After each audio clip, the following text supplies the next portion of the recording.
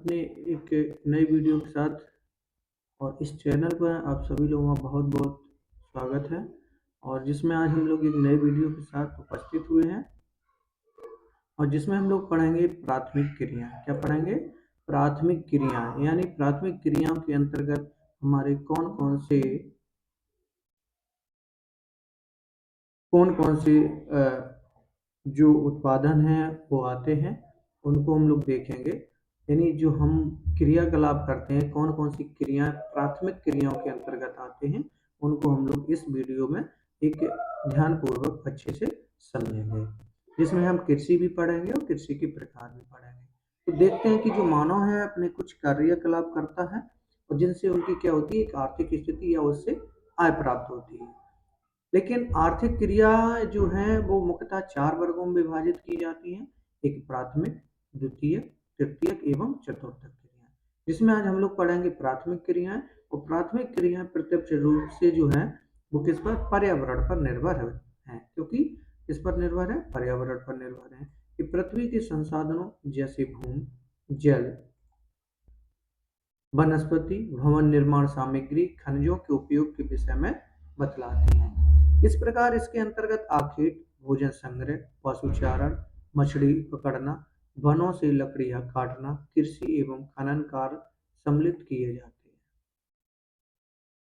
मछली पकड़ने एवं कृषि करने का कार्य क्रमशः तटीय एवं मैदानी भागों के निवासी ही क्यों करते हैं? वे कौन से भौतिक एवं सामाजिक कारक हैं जो विभिन्न प्रदेशों में प्राथमिक क्रियाओं के प्रकार को निर्धारित करते हैं?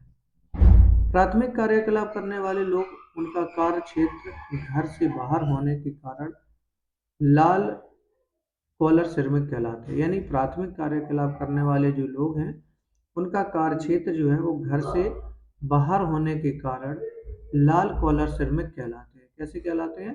प्राथमिक क्रियाकलाप जो करने वाले लोग होते हैं उनके कार्य क्षेत्र जो घर से बाहर होने के कारण लाल कॉलर श्रमिक कहलाते हैं। चलिए बात करते हैं आखेट एवं भोजन संग्रह की। आखेट एवं भोजन संग्रह की बात करेंगे तो मानव सभ्यता के आरंभिक युग में आदिमकालीन मानव अपने जीवन निर्वाह के लिए अपने समीप के वातावरण पर निर्भर रहता था। उसका जीवन निर्वाह दो कार्यों द्वारा होता था।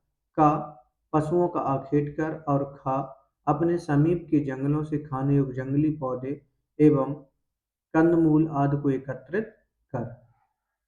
आदिम काल कालीन जो समाज है वो जंगली पशुओं पर निर्भर था। और शीत एवं अत्यधिक गर्म प्रदेशों के रहने वाले लोग जो हैं वो आखेट द्वारा जीवन यापन करते थे। यानी उनका सबसे जो जैसे प्राथमिक क्रियाओं के अंतर्गत हमारा आखेट एवं भोजन संग्रह भी आता है।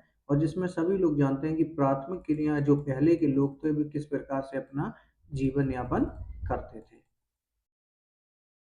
जैसा कि हम इससे में देख पा रहे कि उस समय के जो लोग हैं, जैसे इसमें आ रहा मिजोरम में संतरे एकत्रित जो करती हैं वो महिलाएं हैं। जिसमें पूंजी तकनीकी आवश्यकता, इसमें भोजन अवशेष भी नहीं, प्रति व्यक्ति उत्पादकता भी उस समय कम होती है। निर्वहन संग्रहण के क्षेत्र हैं वो इस प्रकार से हैं। यानी जो जैसे दक्षिण अमेरिका में, इस प्रकार से अफ्रीका में, एशिया में, यानी जो यहाँ पर हमें ब्लैक ओवर ब्लैक दिख रहे हैं वो हमारे क्या है? निर्वहन संग्रहण है। आगे देखते हैं भोजन संग्रह विश्व को दो भागों में विभाजित किया जाता है। एक उच्च अक्षांश के क्षेत्र जिसमें उत्तरी कनाडा, उत्तरी यूरेशिया एवं दक्षिणी चिली आते हैं। यानी उच्च अक्षांश के अंतर्गत हमारे कितने आते हैं? उत्तरी कनाडा, उत्तरी यूरेशिया और दक्षिणी चिली आते हैं। उसके बाद दूसरा हमारा आता है निम्न अक्षांश क्षेत्र। निम्न अक्षांश क्षेत्र में आता है अमेजन बेसिन, उष्णकटिबंधीय अफ्रीका, ऑस्ट्रेलिया, दक्षिण पूर्वी एशिया। आंतरिक प्रदेश जो होते हैं वो हमारे निम्न अक्षांश के अंतर्गत आते हैं। तो भोजन संग्रह विश्व के कितने भागों में बांटा गया? दो भागों में बांटा गया। चलिए आगे देखते हैं आधुनिक समय में भोजन संग्रह के कार्य का कुछ भागों में व्यापारीकरण भी पाया गया है। जो लोग कीमती पौधों की पत्तियां, छाल एवं औषधीय पौधों को सामान्य रूप से संशोधित कर बाजार में बेचने का कार्य भी करते हैं। पौधे के विभिन्न भागों का उपयोग करते हैं। उदाहरण के तौर पर अगर जैसे हम देखें छाल का उपयोग, पुनैन, चमड़ा तैयार करना एवं कार्य के लिए पत्तियों का उपयोग, पेय पदार्थ, दवाइयाँ एवं कांतिवर्धक वस्तुएं बनाने के लिए रेशे को कपड़ा बनाने, दृढ़ फल को भोजन एवं तेल के लिए एवं पेड़ के तने का उपयोग रबड़, वलाटा, गोंद और राल बनाने के लिए किए जाते हैं।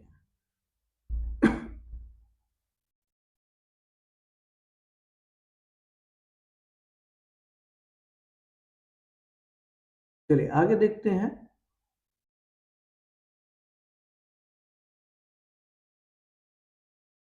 विश्व स्तर पर भोजन संग्रहण का अधिक महत्व नहीं है। इन क्रियाओं के द्वारा प्राप्त उत्पाद विश्व बाजार में प्रतिस्पर्धा नहीं करते। कई प्रकार की अच्छी किस्में एवं कम दाम वाली कृत्रिम उत्पादों ने उष्णकटिबंधीय वन के भोजन संग्रह के उत्पादों में स्थान ले लिया है। इसके जो महत्वपूर्ण पॉइंट है उनको देखेंगे। अब प्राथमिक क्रियाओं के अंतर्गत आता पशुचारण। पशुचारण का मतलब है आखेट पर निर्भर रहने वाले समूह ने जब से ये महसूस किया कि केवल आखेट से जीवन का भरण पोषण नहीं किया जा सकता, तब मानव ने क्या किया, एक पशुपालन भी स्टार्ट किया जिससे व्यवसाय निर्भर अथवा व्यापारिक स्तर पर किया जाता है। बात करते हैं चलवासी पशुचारण। ये भी प्राथमिक क्रियाओं के अंतर्गत आता है। चलवासी पशुचारण क्या होता है, जिसमें पशुचारण एक प्राचीन जीवन निर्वाह व्यवसाय रहा है, जिसमें पशुचारक अपने भोजन, वस्त्र, शरण, औजार और यातायात के लिए पशुओं पर ही निर्भर रहता था। वे अपने पालतू पशुओं के साथ पानी एवं चारागाह की उपलब्धता एवं गुणवत्ता के अनुसार एक स्थान से दूसरे स्थान पर स्थानांतरित होते रहते थे। इन पशु चारक वर्गों के अपने अपने निश्चित चारागाह क्षेत्र थे क्षेत्र होते थे। यानी जिस प्रकार से हमें दिखाई दे रहा है, ये ग्रीष्मकालीन में जो लोग हैं अपने पशु चारण के लिए इकट्ठा कहीं ना कहीं निकल जाते। ग्रीष्मकाल के आरंभ में अपनी भेड़ों को पर्वतों पर ले जाते एक चलवासी है, यानी एक स्थान से दूसरे स्थान पर ले जा करके ये पशु चारण भी करते थे। भिन्न भिन्न क्षेत्रों में कई प्रकार के पशु पाले जाते हैं। जैसे अगर हम बात करें उष्ण कटिबंधीय अफ्रीका में जो है वो गाय बैल प्रमुख पशु है, जबकि सहारा एवं एशिया के मरुस्थल की अगर बात करें तो वहाँ भेड़, बकरी एवं ऊंट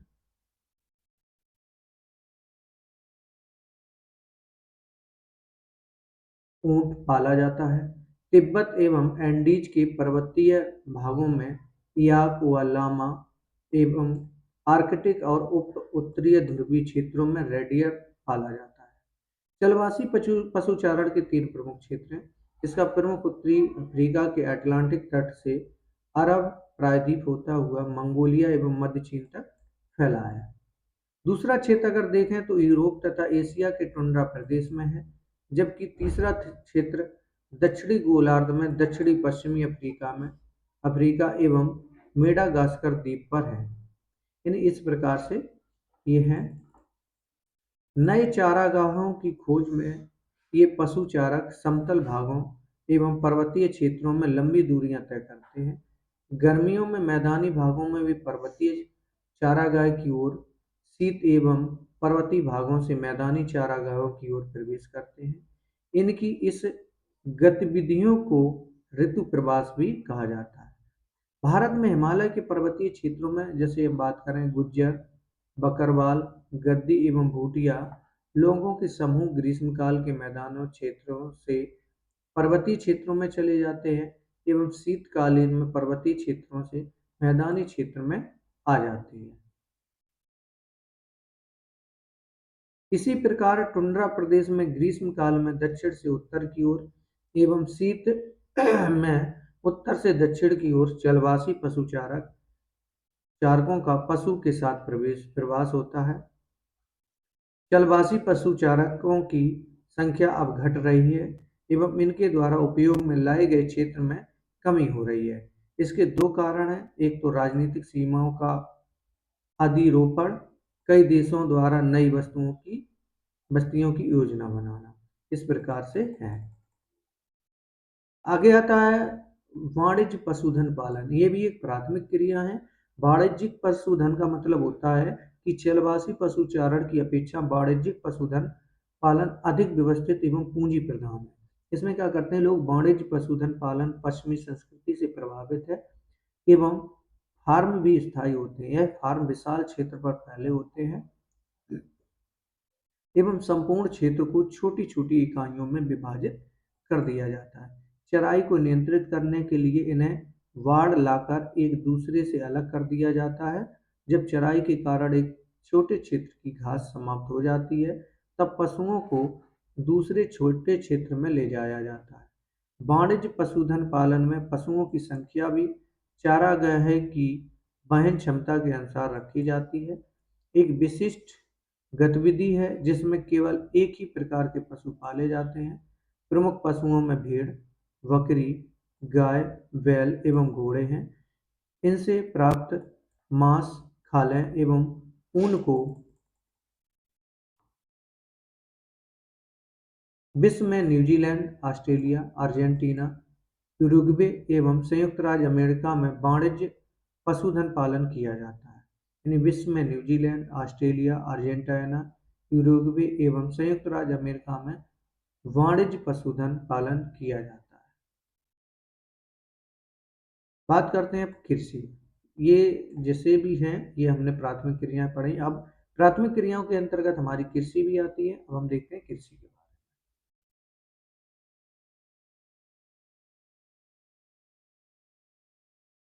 ठीक, और अगर देखें कि अलास्का के उत्तरी प्रदेशों में रेडियर पालन, जहाँ कुल भंडार का लगभग 2/3 अधिकांश एक्समो रखते हैं। यानी रेडियर पालन भी होते हैं जो कि एक्समो लोग रखते हैं। वैज्ञानिक ढंग से संसाधित एवं डिब्बा बंद कर विश्व के बाजारों में निर्यात कर दिया जाता है। और पशु फार्म में पशुधन पालन वैज्ञानिक आधार पर व्यवस्थित किया जाता है। इसमें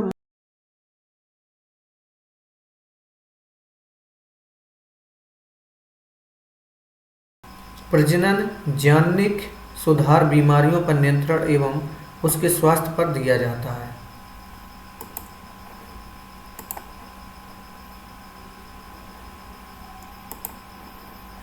अब हम बात करते हैं कृषि पर।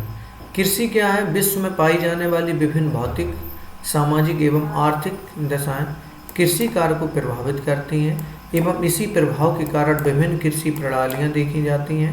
कृषि विभिन्न प्रकार की फसलों का बोया जाना तथा पशुपालन विभिन्न कृषि विधियों पर आधारित होता है। मुख्य प्रणालियां इसमें निम्नलिखित हैं। यानी जैसे अगर बात करेंगे निर्वाह कृषि के बारे में।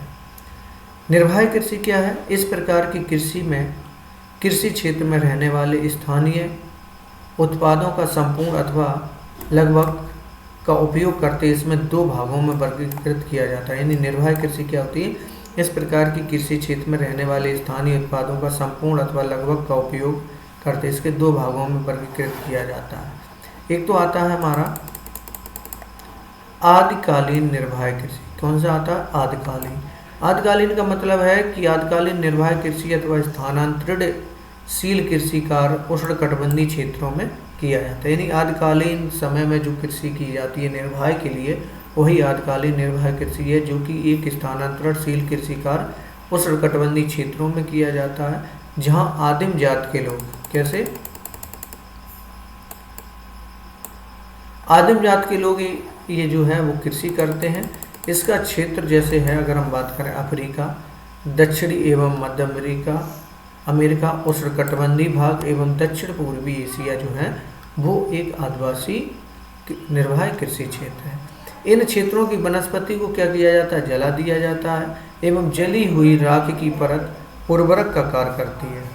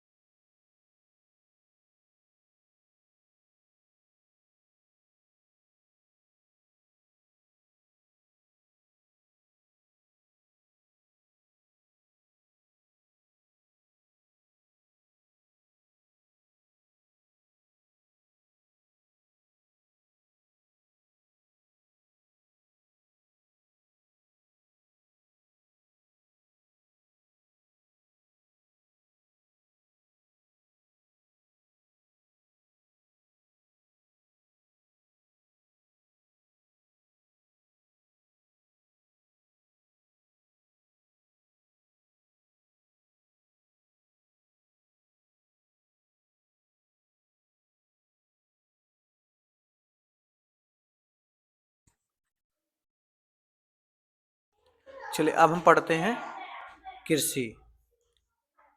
कृषि जो है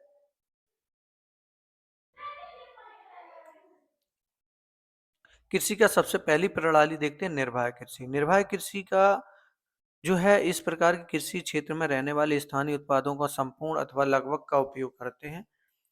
इसको दो भागों में वर्गीकृत किया जाता है। कितने भागों में? दो भागों में वर्गीकृत किया जाता है। अगर जिसको पहले देखें, सबसे पहले आदिकालीन निर्वाह कृषि। आदिकालीन निर्वाह कृषि का मतलब है जो आदि समय में आदिम जात के जो लोग हैं, जैसे इसको स्थानांतरणशील कृषि भी हम कह सकते हैं, जो कि उष्णकटिबंधीय क्षेत्रों में पाई जाती है। इसके जो क्षेत्र हैं वो हमें इस प्रकार से वाणिज्यिक पशुपालन के ये क्षेत्र थे, और आदिकालीन निर्वाह कृषि के क्षेत्र जैसे ही हमें दिख रहे हैं, ये आदिकालीन कृषि निर्वाह कृषि क्षेत्र है। आगे हम देखते हैं इसमें, यह जो है जैसे अफ्रीका, दक्षिणी अमेरिका का उष्णकटिबंधीय भाग एवं दक्षिण पूर्वी एशिया क्षेत्र है। इन क्षेत्रों में वनस्पति को क्या किया जाता है? एक जला दिया जाता है एवं जली हुई राख की परत का उर्वरक कर कार्य करती है। इस प्रकार स्थानांतरणशील कृषि कर्तन एवं दहन कृषि भी कहलाती है। यानी जो इस प्रकार से जो वनों को जला करके जो कृषि की जाती है, उनको हम कृषि कर्तन भी कह सकते हैं, दहन कृषि भी कह सकते हैं। स्थानांतरणशील कृषि को हम इस दोनों नामों से जानते हैं। इसमें बोए गए खेत बहुत छोटे-छोटे होते हैं एवं खेती भी पुराने औजार जैसे लकड़ी, कुदाली एवं फावड़े द्वारा की जाती है। कुछ समय पश्चात 3 से 5 वर्ष जब मिट्टी का उपजाऊपन समाप्त हो जाता है, तब कृषक नए क्षेत्र में वन जलाकर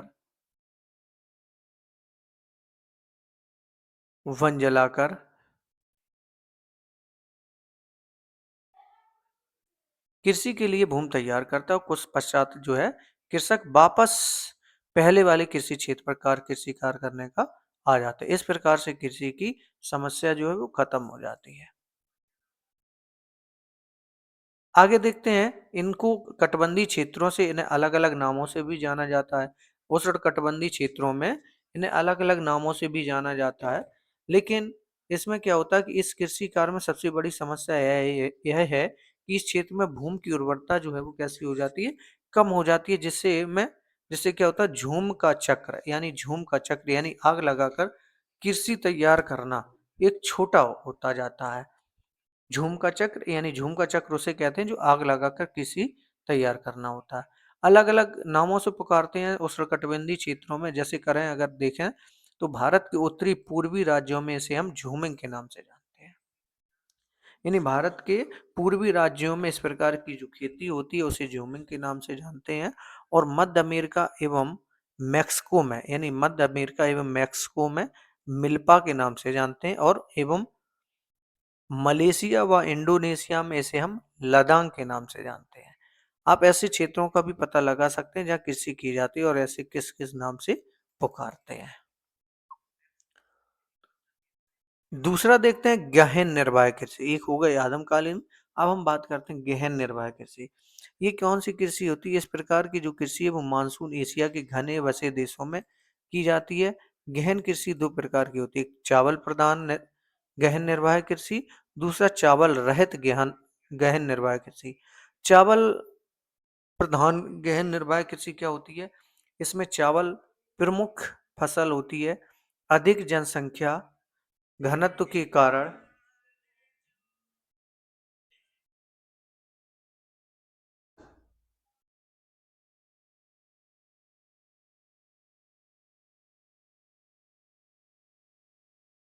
इसमें चावल प्रमुख फसल होती है।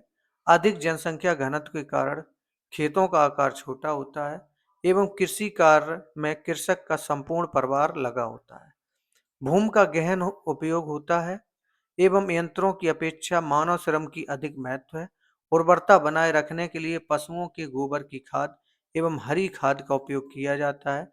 इस कृषि में प्रति इकाई उत्पादन अधिक होता है, परंतु प्रति कृषक उत्पादन कम होता है।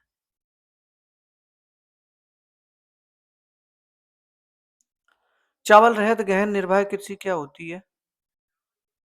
मानसून एशिया के अनेक भागों से में उच्चावच जलवायु मृदा तथा अन्य भौगोलिक कारकों की भिन्नता के कारण धन की फसल उगाना प्रायः संभव नहीं है।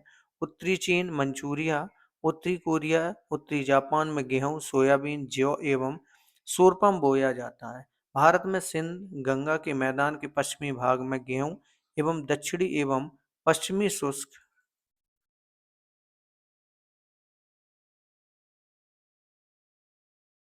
पश्चिमी शुष्क में प्रदेश में ज्वार बाजरा प्रमुख रूप से उगाया जाता है।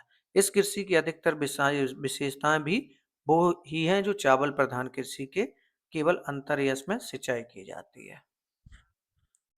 चलिए आगे अब हम देखते हैं रोपड़ कृषि। रोपड़ कृषि भी एक, यानी जो रोप करके कृषि होती है, जैसे यूरोपीय लोगों ने विश्व के अनेक भागों का औपनिवेशीकरण किया, जिसमें कृषि के कुछ अन्य रूपों की शुरुआत की, जैसे रोपड़ कृषि जो बृहत स्तरीय लाभोन्मुख उत्पादन प्रणाली है।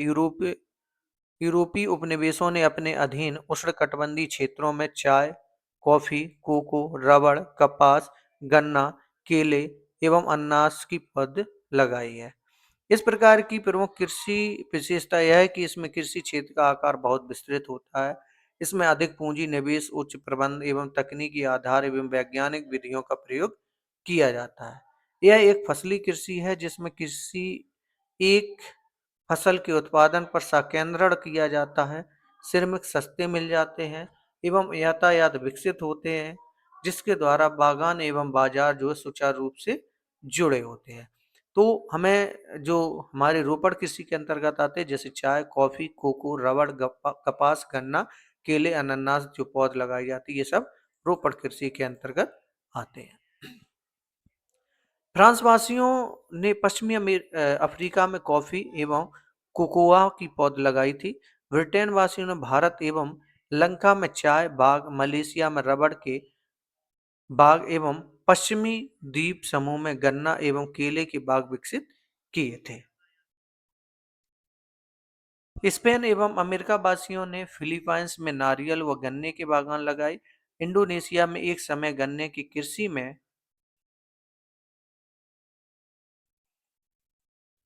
में हॉलैंड वासियों डचों का एकाधिकार था।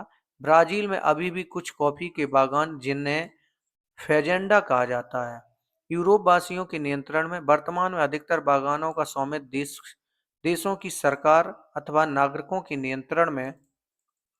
अनुकूल भौगोलिक दशाओं के कारण ढालों का उपयोग चाय बागानों हेतु किया जाता है।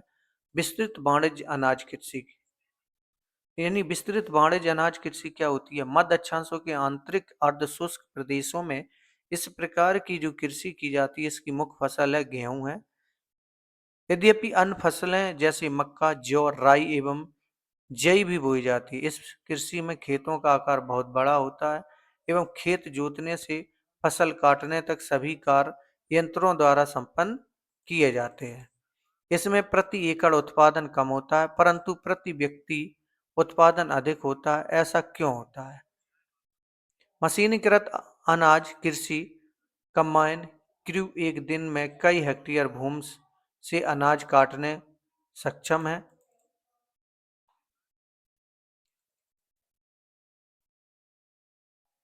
इस प्रकार की कृषि का क्षेत्र यूरेशिया के स्टेपीज, उत्तरी अमेरिका के प्रायरीज, अर्जेंटीना के पंपाज, दक्षिण अफ्रीका के विल्डर्स, ऑस्ट्रेलिया में डाउन्स, न्यूजीलैंड के कैंटरबरी के मैदान में होती है। अब देखते हैं मिश्रित कृषि क्या होती है। इस प्रकार की कृषि विश्व के अत्यधिक विकसित भागों में की जाती है। उदाहरण स्वरूप अगर देखें तो पश्चिमी यूरोप, उत्तरी अमेरिका का पूर्वी भाग, यूरेशिया में कुछ भाग, दक्षिणी महाद्वीपों के समशीतोष्ण अक्षांश वाले भागों में भी इसका विस्तार है। इस कृषि में खेतों का आकार जो है मध्यम होता है। इसमें बोई जाने वाली फसलें गेहूं, जौ, राई, जई, मक्का, चारे की फसल एवं कंदमूल प्रमुख है। चारे की फसलें मिश्रित कृषि के मुख्य घटक। फसल उत्पादन एवं पशुपालन दोनों को इसमें समान महत्व दिया जाता है। फसलों के साथ पशुओं जैसे मवेशी, भेड़, सूअर एवं कुक्कुर आय के प्रमुख स्रोत हैं।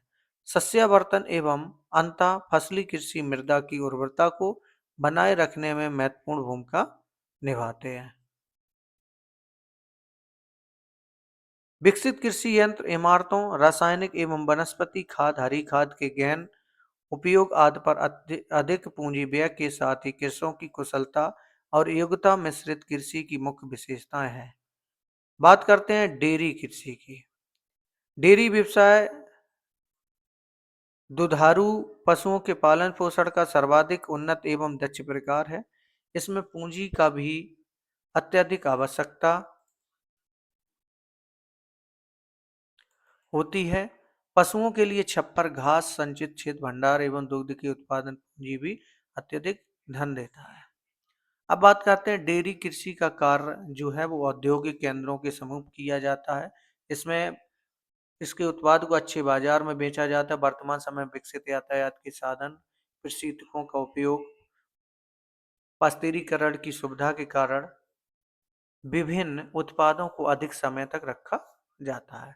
वाणिज्य डेयरी कृषि तीन प्रमुख क्षेत्र हैं। सबसे बड़ा प्रदेश उत्तरी पश्चिमी यूरोप का क्षेत्र है, दूसरा कनाडा एवं तीसरा न्यूजीलैंड, दक्षिण पूर्वी ऑस्ट्रेलिया तथा तस्मानिया इसमें स्थित शामिल है। अब बात करते हैं भूमध्य सागरीय कृषि। बहुत इंपॉर्टेंट ये कृषि है जिसको सबसे ज्यादा प्रश्न इसमें पूछे जाते हैं।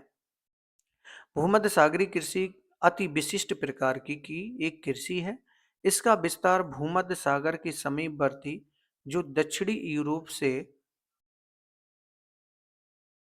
उत्तरी अफ्रीका में ट्यूनीशिया से अटलांटिक तक फैला है।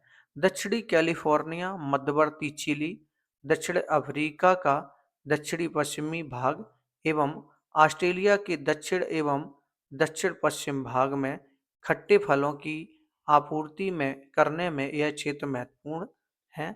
अंगूर की कृषि भूमध्य सागरीय क्षेत्र की विशेषता है। इस क्षेत्र में के कई देशों में अच्छे किस्म के अंगूरों से उच्च गुणवत्ता वाली मदिरा का उत्पादन किया जाता है। निम्न श्रेणी के अंगूरों को सुखाकर मुनक्का एवं किशमिश बनाई जाती है। अंजीर एवं जैतून भी यहाँ उत्पन्न होता है। शीत ऋतु में जब यूरोप एवं संयुक्त राज्य अमेरिका में फलों एवं सब्जियों की मांग होती है तभी इसी क्षेत्र में पूर्ति की जाती है।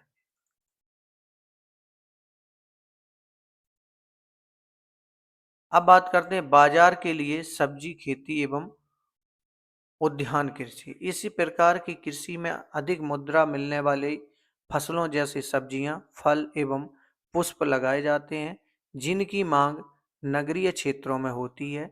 इस कृषि में खेतों का आकार छोटा होता है एवं खेत अच्छे यातायात साधनों के द्वारा नगरीय केंद्रों जहां ऊंची आय वाले उपभोक्ता रहते हैं। इसमें गहन श्रम एवं अधिक पूंजी की आवश्यकता होती है। इसके अतिरिक्त सिंचाई, उर्वरक, अच्छी किस्म के बीज, कीटनाशी, हरित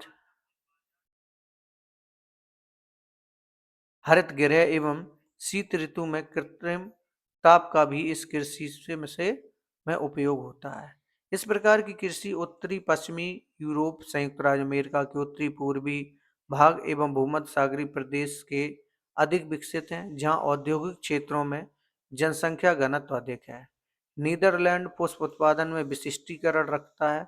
यहाँ बागवानी फसल विशेषता ट्यूलिप एक प्रकार का फूल पूरे यूरोप के प्रमुख शहरों में भेजा जाता है।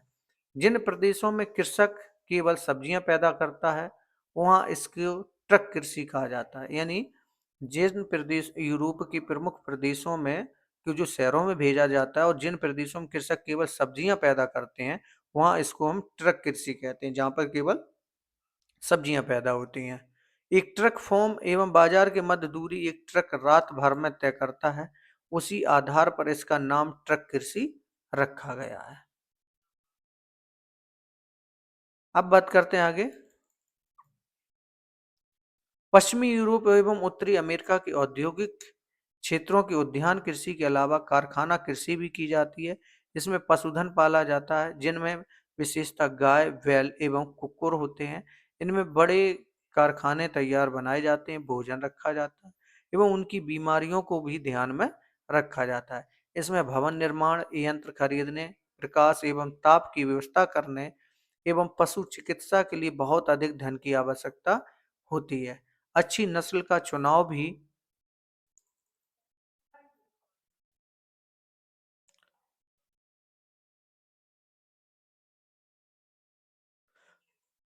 चुनाव की और प्रजनन की वैज्ञानिक विधियों, कुक्कुर एवं पशुपालन के महत्वपूर्ण लक्षण हमें देखने को मिलते हैं।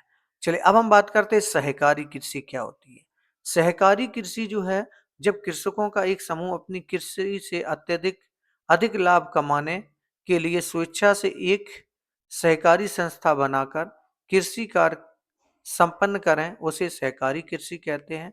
इसमें व्यक्तिगत फॉर्म अक्षुण्ण रहते हुए सहकारी रूप में कृषि की जाती है। सहकारी संस्था कृषकों को सभी रूप में सहायता करती है। यह सहायता कृषि कार्य में आने वाले सभी चीजों की खरीद करने, उत्पाद कृषि उत्पाद को उचित मूल्य पर बेचने एवं सस्ती दरों पर प्रसंस्कृत साधनों को जुटाने के लिए होती है। सहकारी आंदोलन का एक शताब्दी वर्ष पूर्व प्रारंभ हुआ था एवं पश्चिमी यूरोप के डेनमार्क, नीदरलैंड, बेल्जियम, स्वीडन एवं इटली में यह सफलतापूर्वक चला। सबसे अधिक सफलता उसे डेनमार्क में मिली, जहां प्रत्येक कृषि इसका सदस्य है। डेनमार्क में यह आंदोलन सर्वाधिक सफल रहा, जहां व्यवहारिक रूप से कृषि प्रत्येक कृषक इस आंदोलन का सदस्य है। सामूहिक कृषि इस प्रकार की कृषि का आधारभूत सिद्धांत यह होता है कि इसमें उत्पादन के साधनों का स्वामित्व संपूर्ण समाज एवं सामूहिक श्रम पर आधारित होता है। कृषि का यह प्रकार पूर्व सोवियत संघ में प्रारंभ हुआ, जहां कृषि की दशा सुधारने एवं उत्पादन में वृद्धि व आत्मनिर्भरता की प्राप्ति के लिए सामूहिक कृषि प्रारंभ की गई। इस प्रकार की सामूहिक कृषि को सोवियत संघ में कोल खगोज का नाम दिया गया। क्या दिया गया? कोल खगोज का नाम दिया गया। कहां पर? इस प्रकार की सामूहिक कृषि को जो सोवियत संघ है, यानी सामूहिक कृषि को सोवियत संघ में कोल खगोज के नाम से जाना जाता है।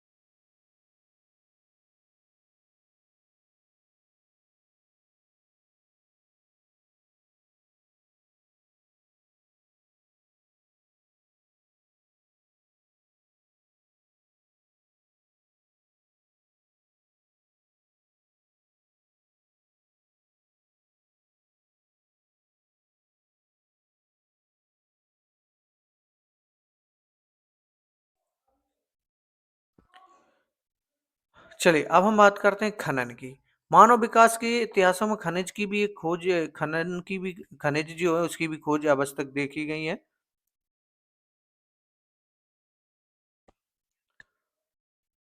जैसे ताम्रयुग, कांस्य युग, लौह युग। प्राचीन काल में खनिजों का उपयोग औजार बनाने, बर्तन बनाने व हथियार बनाने तक ही सीमित था। इसका वास्तविक विकास औद्योगिक क्रांति के पश्चात ही संभव हुआ एवं निरंतर इसका महत्व बढ़ता रहा। खनन कार्य को प्रभावित करने वाले जो कारक हैं वो इस प्रकार से है।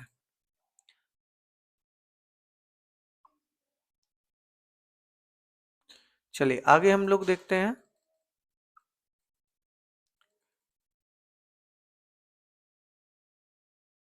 खनन की विधियां देख लेते हैं। उपस्थिति की अवस्था एवं अयस्क की प्रकृति के आधार पर खनन के दो प्रकार यानी धरातली एवं भूमिगत खनन है। धरातली खनन को विवर्तित खनन भी कहा जाता है और यह खनिजों के खनन का सबसे सस्ता तरीका है, क्योंकि इस विधि में सुरक्षात्मक पूर्वोपायों एवं उपकरणों एवं अतिरिक्त खर्च अपेक्षाकृत निम्न कम होता है और उत्पादन शीघ्र एवं अधिक होता है। जब अयस्क धरातल के नीचे गहराई में होता है तब भूमिगत अथवा उसे हम कूपकी खनन विधि का प्रयोग किया जाता है। इस विधि में लंबवत कूपक गहराई तक स्थित है, जहां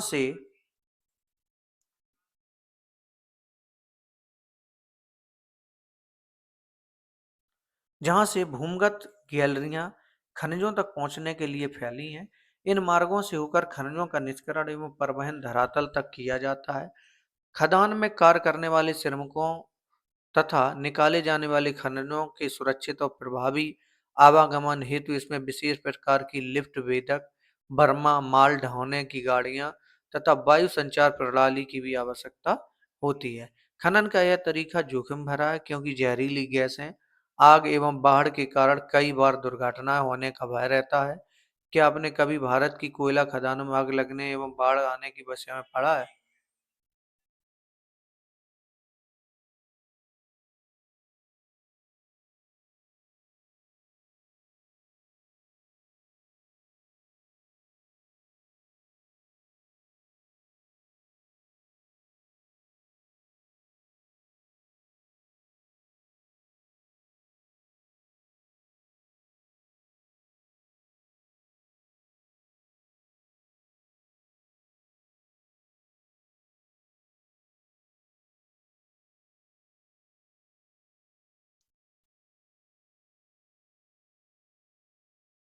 चलिए आगे बात करते हैं अब हम। यानी आग लगने विकसित अर्थव्यवस्था वाले देश उत्पादन की खनन, प्रसंस्करण एवं शोध कार्य करने से पीछे हट जाते क्योंकि इसमें श्रम लागत अधिक आने लगी, जबकि विकासशील देश अपने विशाल श्रमिक शक्ति के बल पर अपने देशवासियों के उच्च रहन सहन को बनाए रखने के लिए खनन कार्य को महत्व दे रहे हैं। अफ्रीका के कई देश, दक्षिण अमेरिका के कुछ देश एवं एशिया के आय के साधनों का 50% तक खनन कार्य से प्राप्त होता है। इस प्रकार से हमने इस प्राथमिक क्रियाओं के लेसन को कंप्लीट किया। इससे बनने वाले प्रश्नों को हम लोग देख लेते हैं कि निम्न में से कौन सी एक रोपड़ फसल नहीं है। जैसे अगर हम बात करें गन्ना, कॉफी, गेहूं, रबड़, तो इसमें हमारी जो गेहूं है वो एक रोपड़ फसल नहीं है। निम्न देशों में से किस देश में सहकारी कृषि का सफल परीक्षण किया गया? तो वो हमारा कहाँ किया गया?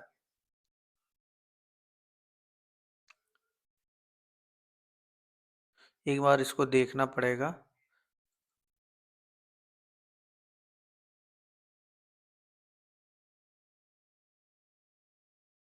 सहकारी आंदोलन शताब्दी वर्ष पूर्व हुआ था एवं पश्चिम यूरोप के डेनमार्क, नीदरलैंड, बेल्जियम, स्वीडन एवं इटली में यह सफलतापूर्वक चला। तो इसमें यानी राइट आंसर हो जाएगा हमारा डेनमार्क। डेनमार्क भी है, नीदरलैंड भी है, लेकिन इसका करेक्ट हमारा हुआ डेनमार्क। फूलों की कृषि कहलाती है ट्रक फार्मिंग, मिश्रित कृषि, कारखाना, पुष्प उत्पादन। तो हमारा कौन सा करेक्ट है? घ नंबर। और अगर हम बात करते कि सब्जी वाले की तो वो उसे ट्रक फार्मिंग कहते हैं। निम्न में से कौन सी कृषि के प्रकार का विकास यूरोपीय औपनिवेश के समूह द्वारा किया गया है? तो वो किसका किया गया है? मिश्रित कृषि का। निम्न प्रदेशों में किसमें विस्तृत वाणिज्य अनाज कृषि नहीं की जाती है? तो वो हमारे क्षेत्र हैं जैसे यूरोपीय स्टेपिस क्षेत्र। निम्न में से किस प्रकार की कृषि में गड्ढे, गट्टे, रसेदार फलों की कृषि की जाती है? तो वो भूमध्य सागरीय प्रदेश। निम्न कृषि प्रकारों में कौन सा प्रकार कर्तन दहन की कृषि के नाम से जाना जाता है? तो कर्तन दहन के नाम से जो जाना जाता है वो हमारा आद्यकालीन निर्वाहक कृषि के रूप में जाना जाता है। सॉरी, देखना पड़ेगा, एक मिनट।